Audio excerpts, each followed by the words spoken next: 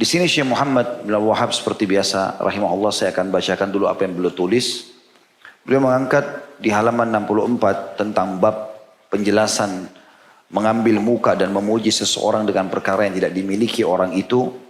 Firman Allah Subhanahu wa taala dalam surah Al-Hajj ayat 30, A'udzu billahi minasyaitonir rajim wajtanibu qaulaz zur, dan jauhilah perkataan-perkataan dusta. Apa relevansinya dengan bab ini? Ya kalau antum memuji orang yang tidak ada pada dia, maka itu dianggap kedustaan.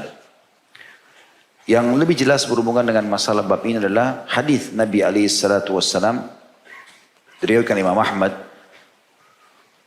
dan juga Abu Daud dari Syu'bah dari Qais bin Muslim, bahwa dia mendengar Tariq bin Shihab mengabarkan dari Abdullah bin Umar radhiyallahu anhu, dia berkata, Inna ar-rajula la yakhruju min baitihi wa ma'ahu dinuhu fayalqa ar-rajula wa lahu ilayhi haja fayaqulu lah anta kaita wa kait yuthni alayhi la'allahu an yaqdi min hajatihi syai'an fayaskhitu Allahu alayhi fayarji'u wa ma ma'ahu min dinihi syai'. Sesungguhnya seseorang keluar dari rumahnya dengan membawa agamanya. Maksudnya tadinya dia punya iman, dia punya ilmu agama. Kemudian dia bertemu dengan seseorang di jalan atau dia datangi rumah seseorang di mana orang itu kebetulan bisa memenuhi hajatnya atau dia berharap bisa memenuhi hajatnya. Jadi si A keluar dari rumahnya menemui si B dengan harapan si B bisa memenuhi hajat kebutuhan dia. Kemudian orang ini berkata kepada dia, maksudnya adalah si A berkata kepada si B, kau ini orang begini dan begitu, memuji-mujinya. Kau ini orang dermawan, kau ini orang baik, kau ini orang begini. Dengan tujuan, kata Nabi SAW, atau dengan harapan agar dia memenuhi sedikit dari kebutuhannya. Maka dengan perbuatan itu Allah murka kepada dia. Dan dia kembali dalam keadaan tidak memiliki agama sedikit pun. Hadis ini riwayat Hakim dalam kitab Mustadraknya, jilid 4 halaman 483, dan At-Tabarani dalam Mu'jam Al-Kabir, jilid 9 halaman 107.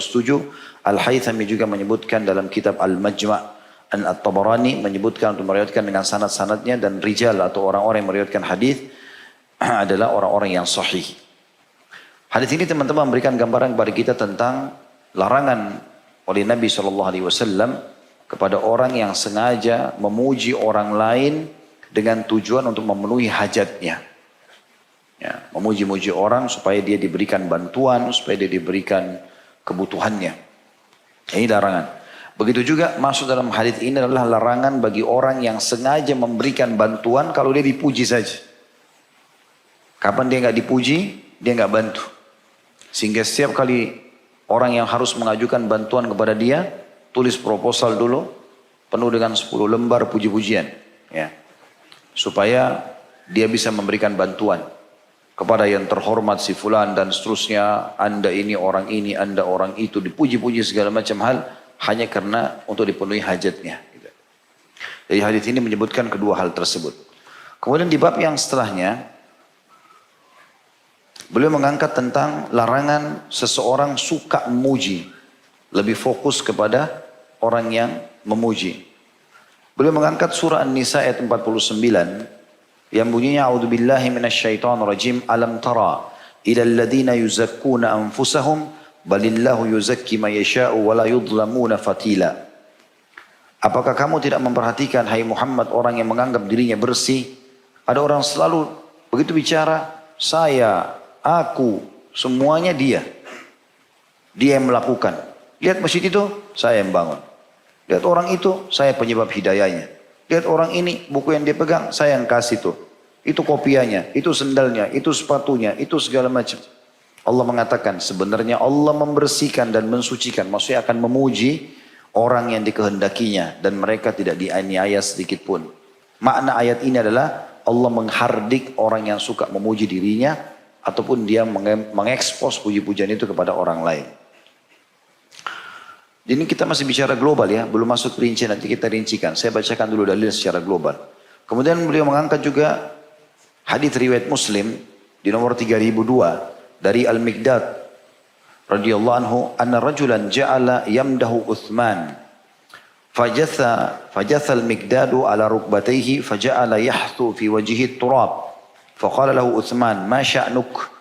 Faqala inna Rasulullah sallallahu alaihi wasallam qala idza ra'aitumul maddahina fahthu fi wujuhihim at-turab. Bahwasanya seseorang memuji-muji Uthman bin Affan radhiyallahu anhu majma'in, kemudian Al-Miqdad radhiyallahu anhu sahabat yang meriwayatkan hadis ini berlutut pada kedua lututnya, maksudnya duduk di atas lututnya, dia pun mulai menaburkan debu pada wajah orang yang memuji Uthman. Dia duduk lalu diambil pasir atau debu dilempar ke wajahnya orang yang memuji Uthman. Akhirnya Uthman bertanya kepada Miqdad, ada apa denganmu? Kenapa kau lempar muka orang yang dengan debu, dengan pasir? Maka Miqdad berkata, radhiyallahu anhu majma'in, sesungguhnya Rasulullah SAW telah berkata, jika kalian melihat orang-orang yang suka memuji, maka taburkanlah tanah di wajah mereka. Ya, hadis ini riwayat Imam Muslim sebagaimana saya katakan. Ya.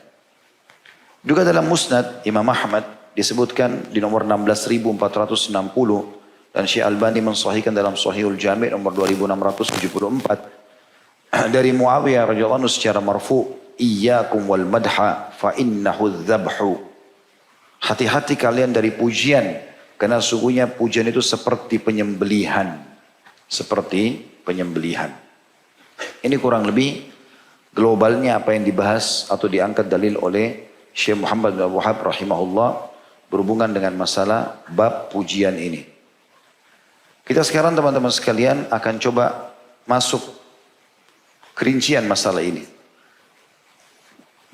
Khusus masalah pujian, maka ada pujian yang haram, ada pujian yang mubah, boleh. Kalau pujian yang haram, yang pertama adalah pujian terhadap ibadah seseorang atau pujian terhadap ibadah sendiri. Hukumnya haram. Jadi kalau dia puji dirinya pun ibadahnya, selain riya, karena riya dosa besar juga haram. Begitu juga dengan memuji ibadah orang lain. Terutama di depan dia. Kalau dia puji orang di belakang, orang itu tidak dengar boleh. Tapi kalau di depan matanya, oh kamu ini luar biasa puasamu ya. Kamu luar biasa ibadahmu ya. Kamu udah bolak-balik pergi haji. Kamu begini dan begitu, dia puji. Ini hukumnya haram. Yang memuji ini berdosa. Yang dipuji dilihat hukumnya. Kata para ulama, kalau dia memang menunggu pujian itu, dia berharap, dia juga dosa. Tidak boleh di sini. Tapi kalau dia dipuji dan dia ikrah, dia tidak suka. Cuma mungkin di keramaian dia nggak bisa nolak, ya sudah. Dia tidak masuk dalam larangan. Tapi ini termasuk haram. Tidak dibolehkan sama sekali. Dalil-dalilnya banyak sekali. Di antaranya adalah hadits Abu Bakar radhiyallahu anhu. Ia menceritakan bahwa ada seorang pria disebutkan di hadapan Rasulullah SAW. Lalu ada seorang hadirin memuji orang tersebut. Maka Rasulullah SAW bersabda, hadits yang masyhur. Waihak qata'ta unuq sahibak. Yaquluhu miraran. Celakalah kamu ini. Engkau telah memotong leher temanmu. Berulang kali Nabi SAW mengulangi kalimat itu. In kana ahadukum madihan la mahala falyakul ahsiba kada wa kada. In kana yara annahu kadzalik wa hasibuhu Allah wa la yuzakki 'ala Allahi ahad. Kalaupun harus seseorang antara kalian terpaksa harus memuji, maka jangan di depan dia. Dan kalau di belakang pun dia cuma mengatakan begini. Menurut saya sepertinya fulan begini. Menurut saya. Jadi misalnya orang tanya, bagaimana menurutmu si fulan? Ada orang yang mau menikah sama anaknya, lalu dia tanya, tahu gak orang itu? Menurut saya orangnya saleh. Menurut saya kira-kira orangnya ya, salehah misal.